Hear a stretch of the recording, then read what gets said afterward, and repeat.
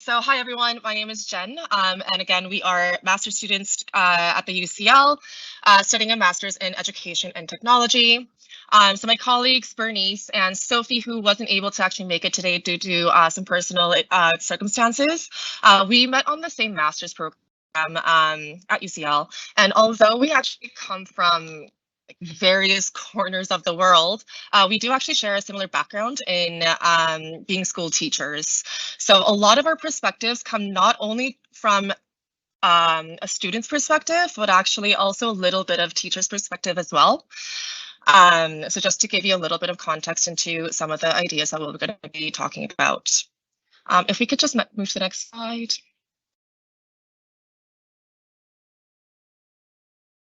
Thank you. So to start off, what is ChatGPT or these other kind of AI systems that we call generative AI? Actually, to start off, I think it's really important to understand that ChatGPT is not generative AI. Sam Altman, who is the CEO of OpenAI, that developed ChatGPT, confirmed that its ability to generate coherent and contextually dependent responses can make it seem like it has this human level of understanding and reasoning, or so we call human intelligence, essentially. But it isn't really able to replace human thinking by any means. So this is why it's really important to view these AI systems as a tool for learning and as a tool to help us do our work rather than a tool to replace the work that we do. And next slide, please. So some of the pressure points for students. uh, so technological advances, not just ChatGPT, but in history, has generally led to increased pressure on students. And ChatGPT, I think, is actually following the same trend. So this kind of recent push in teaching computer science and programming in primary school has taken away a lot of building of key foundational skills for how to use a computer. So for example, basic typing practice. So for a little bit of more context, I was really shocked. So I'm a secondary science teacher, and working on them on their computers on Microsoft Word, I was shocked to see a bunch of my 16-year-olds actually not typing properly, not being able to make a basic table on Word. They're not able to save files and folders. They're not able to make or Google things properly using keywords, et cetera, et cetera. So essentially what we're doing is outsourcing a lot of these key basic skills to their life outside of school, which means that there's going to be a growing concern for like a growing skills gap in digital literacy, especially for those that are in positions of disadvantage, such as first generation students in higher education that don't really have a reliable network of support at home. Also, to add to that digital skills gap, there's a rapid advancement of AI, and it's leading to this increasing unpredictability in their field in workplaces, which creates feelings of anxiety and uncertainty. So we need to pay attention to the full integration of AI with teaching and learning to prepare students to be able to navigate in this increasingly unpredictable world, of which AI will definitely be a crucial component. Then oh, sorry, I'm still just on the back, thank you. Second last point is the paywall debate. So do I need to pay for ChatGPT 4 or am I still going to be fine with ChatGPT 3.5? So really, this is a concern that actually concerns not only the issue of equal access to quality education, but also it kind of works to prevent something that we call the edtech mafia effect, which essentially just describes the phenomenon of those who have more will continue to receive more. So in other words, those with greater digital competencies will continue to reap the benefits of AI systems while leaving the rest behind in the digital divide. So leading universities need to set a precedent for other educational institutions to adopt policies that push for this digital equity. Otherwise, the poverty-related attainment gap will only get exacerbated along with any social and economic divide in society. Very lastly, on my part, is that without full integration of AI systems in education, ChatGPT and others are only going to become additional competitors to us, to students, as they become more and more capable. Instead, we need to actually realize their utility as a tool to advance our own learning rather than an additional competitor to outperform. Bernice will actually go a little bit more further deeply into that, and I'm just going to hand over to Bernice now. Thanks, Jen. So the next slide, please. Yeah, as Jen said, AI can be seen either as a tool that helps you to think or as a tool that thinks for you. While this binary depiction of how people use AI is undoubtedly highly simplified, it nevertheless demonstrates two very different modes of learning. One of them is the use of AI to substitute thinking or doing the work. So people can use AI, for example, to increase their productivity by getting it to complete onerous and time-intensive tasks. But at the extreme end of this, it also might mean giving up your ability to perform those tasks in the first place. The other way of using AI is to use it to augment our learning. So, for example, utilizing AI as an intelligent tutoring system that could provide instant feedback. Many in the education sectors think of this as a way forward that holds many promises. But I would suggest that the process of learning how to utilize AI in this way is actually more complicated than it seems. To illustrate my point, I would like to present a scenario of a higher ed student using ChatGPT to create a first draft of an essay.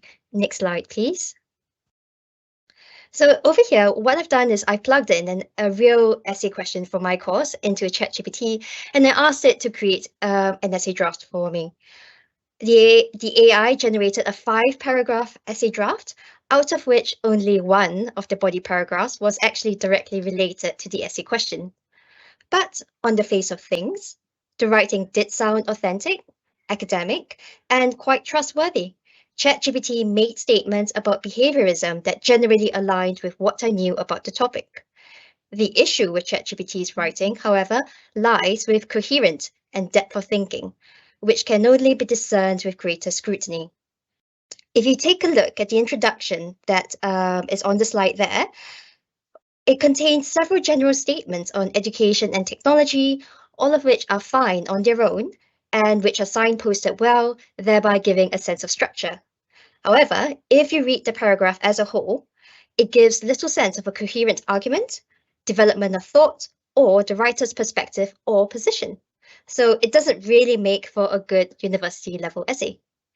But what I really want to focus on here is not ChatGPT's writing abilities, but what a critical usage of ChatGPT demands from me as a student. Using ChatGPT to a certain extent takes away some of the burden of remembering information, synthesizing it, and creating a structure for my essay. But discerning the loopholes in its argument, understanding how to improve on what it has written, all this requires skills of literary analysis and evaluation, and is predicated upon the assumption that students are well trained in the art of essay writing. As a student, then, two skill sets are demanded of me. First, the skills that are required in my course itself, understanding the content, using it well, being critical about how others use information, and so on. And the second, the skills of a writer. Next slide, please. So, although we tend to present how we use AI as a simple choice that a well-informed person would make, a choice not to be lazy, a choice not to plagiarize, a choice to work with AI instead of using AI to work for you, I would suggest that it's not quite so simple. The fact is that until education systems realize that using AI writing tools properly requires teaching to change, with a greater focus on helping students become better at literary analysis and evaluation, the use of ChatGPT might lead to a greater rise in plagiarism simply because students do not yet have the literary skills to improve on it. Paradoxically, a system that is meant to increase productivity and take away the burden of writing that first draft might first require you to be proficient at writing. At the same time, ChatGPT has also led to an increased sense of pressure because expectations on productivity and quality have shifted.